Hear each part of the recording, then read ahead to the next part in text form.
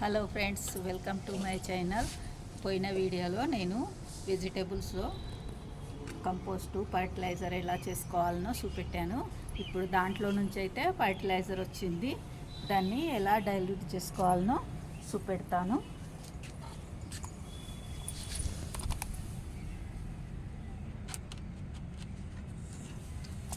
ఇక్కడ ఒక whole open పెట్టుకున్నాం కదా, అందులో నుంచి చుక్క చుక్క అలా పడుతుంది.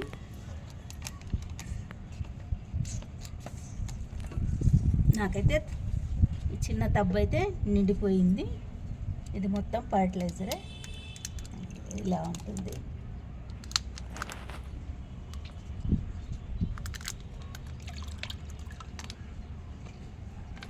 ఇందులో కూడా ఇలా వస్తుంది.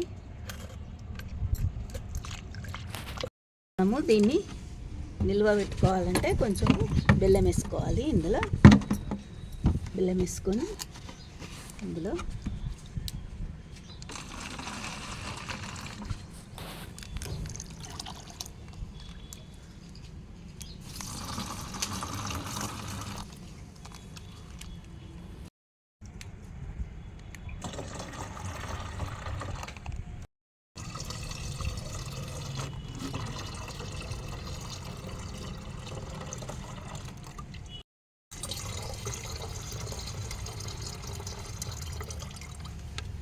ఇది ఖరాబ్ కాకుండా ఉండడానికి బెల్లం వేసుకోవాలి. బెల్లం వేసిన తర్వాత ఇలా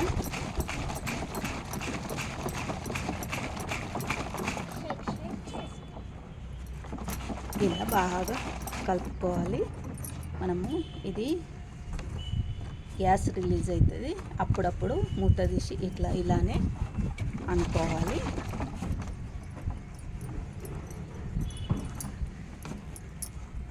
ఫర్టిలైజర్ రెడీ.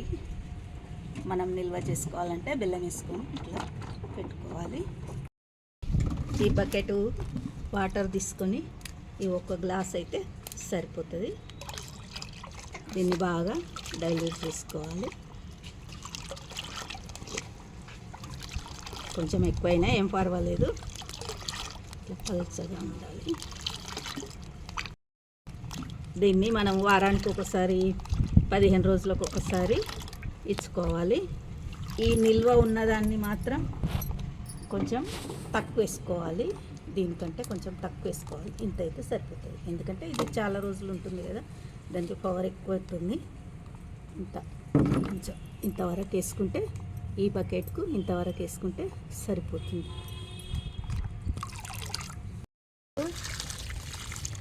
దీనికైతే ఇచ్చుకుంటున్నాను. ఇది ఎల్లిగడ్డ చుట్టూ ప్లేస్ ఉందని పెట్టుకున్నాను.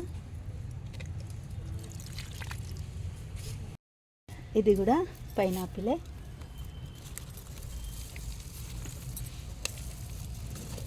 ఇందులో కూడా ఎల్లిపాయలు పెట్టుకున్నాను, వచ్చినాయి. ఇది గంగవాయిల కూర. ఇది విత్తనాల కొరకని పెట్టాను, విత్తనాలు వచ్చాయి. దీన్ని తీసి ఎండలో పెట్టుకుంటే విత్తనాలు వస్తాయి.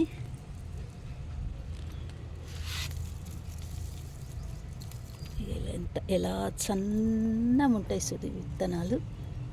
ఇలా సేవ్ చేసుకోవాలి విత్తనాలను. మళ్ళీ చల్లుకుంటే ఇలా వస్తుంది. ఇది ఒక్కటే చెట్టు ఎంత పెద్ద ఉందో చూడండి. ఇది ఒక్కటే.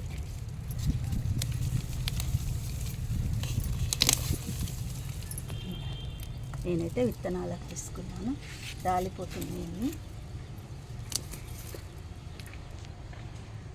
ఇంత పెద్ద ఉంది చూడు. దీనికి కూడా తీసుకుంటున్నాను. ఇలానే అన్ని చెట్లకు పోసుకోవాలి. ఇది పాలకూర, ఒకటే చెట్టు, ఒకటే మొలక. వీటికి 2 సార్లు దింపిన, ఇది 3వసారి అయినా కూడా ఇంత బాగుంది. మనం ఫర్టిలైజర్ వేసుకుంటే మంచిగా బాగా వస్తాయి మొక్కలు. మీకు నా వీడియో కనుక నచ్చినట్లయితే లైక్ చేయండి, షేర్ చేయండి, సబ్స్క్రైబ్ చేయండి. బాయ్. మళ్ళీ కలుద్దాం.